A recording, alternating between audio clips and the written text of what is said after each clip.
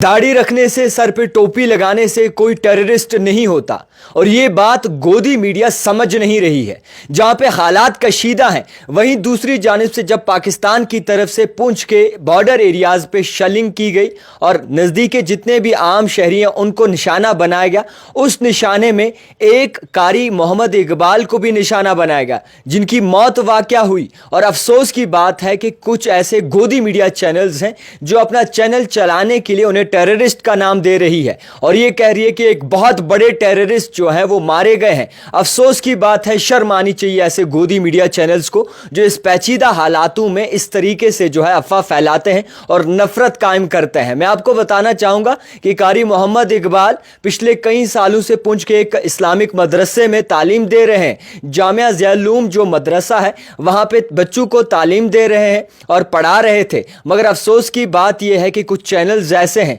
जब ये शहीद हो जाते हैं क्रॉस फायरिंग में तो इनको जो है टेररिस्ट का नाम दिया जाता है। अफसोस की बात है, ऐसे नेशनल चैनल्स जो इस तरीके से हरकत करते हैं उन पर लानत है और एक बार नहीं 100 बार लानत है। मैं आपको ये भी बता दूं कि बीजेपी के रविंद्र रैना की जानिब से भी साफ तौर पर यह कहा गया कि अफसोस की बात है इस तरीके से ये नाम सामने आ रहा है। कारी मोहम्मद इकबाल जो बच्चों को तर्ज दे रहे थे, उस्ताद हैं बच्चों को सही राह पे चलाने की जो एक तकनीक सिखा रहे थे और दर्स दे रहे थे, उस कारी मोहम्मद इकबाल जब मारे जाते हैं क्रॉस फायरिंग में, जब शहीद हो जाते हैं तो कुछ गोदी मीडिया चैनल्स ऐसे हैं जो बार बार फ्लैश करके ब्रेकिंग न्यूज़ बनाकर ये चला रहे हैं कि एक बहुत बड़ा आतंकवादी, बहुत बड़ा टेररिस्ट जो है एलओसी के नज़दीक मारा गया और नाम बता रहे हैं मोहम्मद इकबाल। आपको बता दूं कि ये मोहम्मद इकबाल पुंछ के रहने वाले थे और इसी के साथ साथ कई सालों से वहां के एक बड़े मदरसे में तालीम दे रहे थे, बच्चों को दरसगाह पढ़ा रहे थे। और अफसोस की बात तो यह है कि गोदी मीडिया ने एक बार भी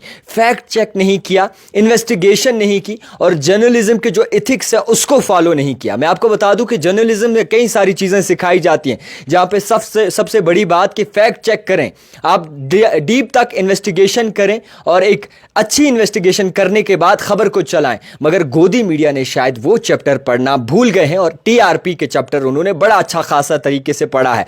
अफसोस की बात है जिस तरीके से कारी मोहम्मद इकबाल शहीद हुए हैं क्रॉस फायरिंग में, पाकिस्तान की तरफ से उन्हें निशाना बनाया गया है और इसी निशाने में जो है वो क्रॉस फायरिंग में मारे गए हैं।